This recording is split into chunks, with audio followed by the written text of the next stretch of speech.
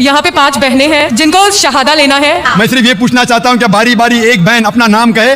मेरा नाम कुसुम पाटिल है, मैं इस्लाम कबूल करना चाहती हूँ। दूसरी बहन अपना नाम फरमा सकती है। मेरा नाम है निर्मला शैलेंद्र गायकवाड़, मगर मेरे शोहर भी उधर आए कलमा पढ़ने के लिए। तो शोहर भी आ सकते हैं। जो भी भाई और बहन इस्लाम कबूल करना चाहते हैं पे साथ में आ सकते हैं। वक्त कम है, टाइम लिमिट है हमारे पास। तीसरी बहन नाम बोलिए सिर्फ अपना। My name is Shweta. Okay, चौथी बहन। I'm a Catholic and I can't disclose my name. I'm no sorry. Problem, नाम डिस्कस करने की जरूरत नहीं। पांचवी बहन। This is Samta over here. I want to accept Islam. माशाल्लाह।